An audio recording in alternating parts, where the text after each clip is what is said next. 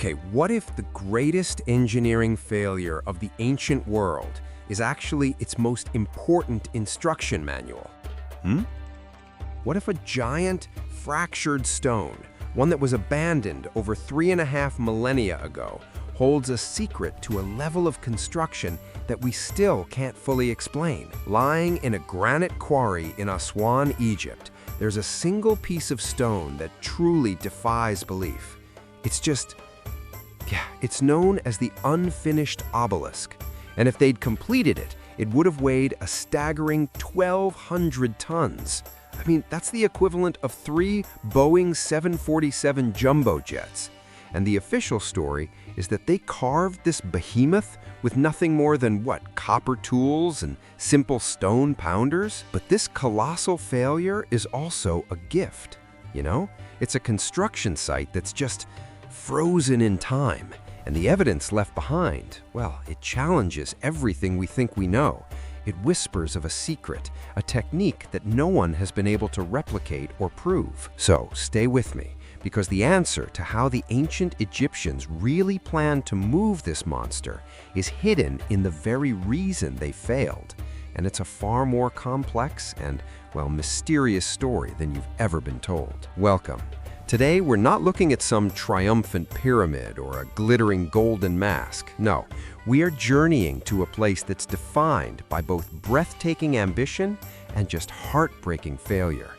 We're at the ancient granite quarries of Aswan, the geological heart of pharaonic Egypt, the source of that iconic red granite that built its greatest monuments. And here, dramatic pause, lying right where it was born, is the Unfinished Obelisk. To call it big it's a profound understatement. It's 42 meters long. That's taller than a 10-story building. Its estimated weight is almost double that of any obelisk the Egyptians ever successfully raised. So this was meant to be the magnum opus of Queen Hatshepsut, one of the most powerful and, one of the most prolific builders in Egyptian history. It was destined for the great temple of Karnak, a testament to her power. But it never left. Reflective. It is, for all intents and purposes, a glorious failure. But it's within this failure that the most fascinating story is told. This is basically a geological crime scene, and all the clues are etched forever into the stone itself. So, first question, how did they even begin? The mainstream explanation is, a stunning testament to human endurance, using just simple tools. The process was brutally straightforward, so you'd have thousands of workers descend into the quarry, armed with one primary tool, a dolerite maul. And dolerite is this incredibly hard igneous rock, even harder than the granite they were cutting. For months, maybe even years, these workers would have just relentlessly pounded the bedrock around the outline of the obelisk. Evocative. Just imagine the sound, a deafening, rhythmic thunder of stone on stone, echoing through that quarry under the searing Egyptian sun. They would create a deep trench around the monolith, painstakingly pulverizing the granite into dust, which was then carried away.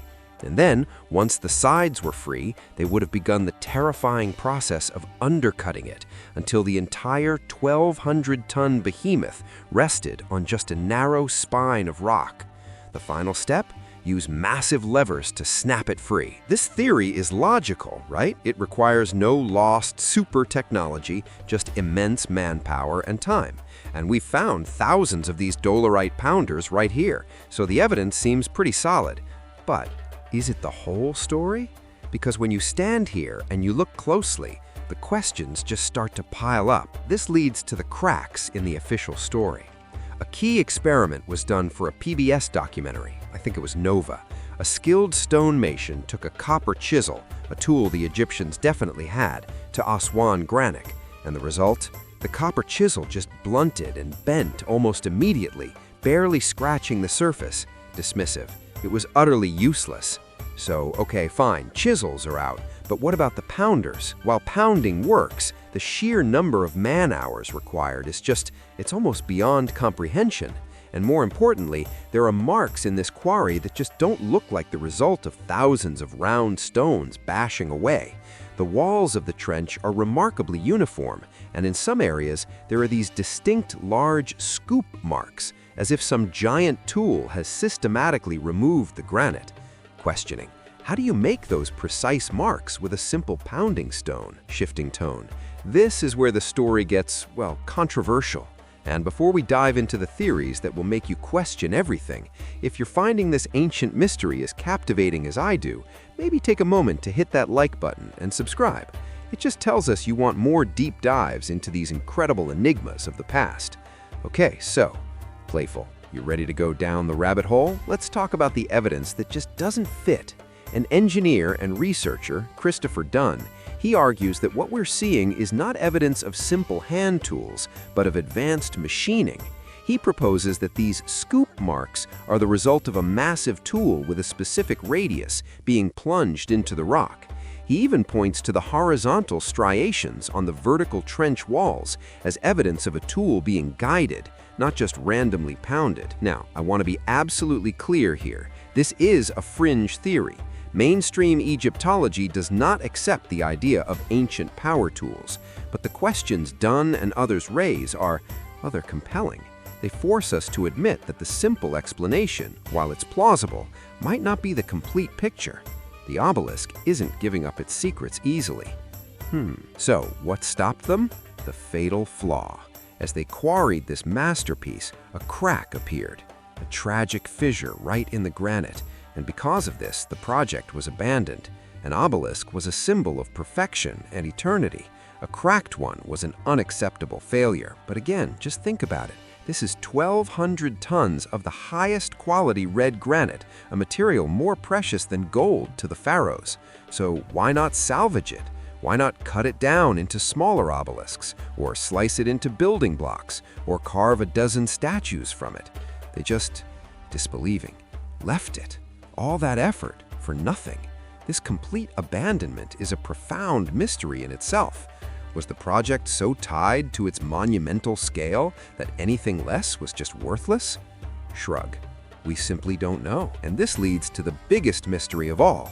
Let's just imagine for a moment they had succeeded. The crack never appeared. They snapped the 1,200-ton obelisk free. Dramatic. Now what? Right? How on earth do you move it? We're talking about transporting the weight of 200 elephants. The theory involves rolling it on wooden logs, but the ground pressure would have been immense. Then they had to get it several kilometers to the Nile and load it onto a barge of truly epic proportions. And finally, building to a climax, the greatest challenge of all, erecting it, tipping a 42-meter-long, 1,200-ton stone upright into a perfect vertical position. I mean, modern engineers with hydraulic cranes would find this a monumental task. The idea that the ancient Egyptians planned to do this with just ropes and ramps is a testament to either their incredible, almost superhuman confidence, or, well, they knew something we don't. They had a system, a method of engineering that has been lost to time. The unfinished obelisk in its silent, broken state, it just taunts us with this final question. They were confident enough to start. So what did they know that we've forgotten? Reflective. So here it lies, a monument to ambition, a frozen blueprint of their methods, and a source of just unending mystery. The unfinished obelisk, it forces us to balance the accepted narrative of brute force and patience against these tantalizing clues that hint at something more. It's a perfect symbol of our relationship with the ancient past. The more we learn, the more we realize how much we still have to understand. It proves the ancient Egyptians were dreamers on a scale that is frankly difficult to comprehend, willing to attempt the impossible. And in this quarry, we see the heartbreaking, beautiful moment where that ambition met the unforgiving laws of nature engaging. Now, here's a question I'd like you to think about.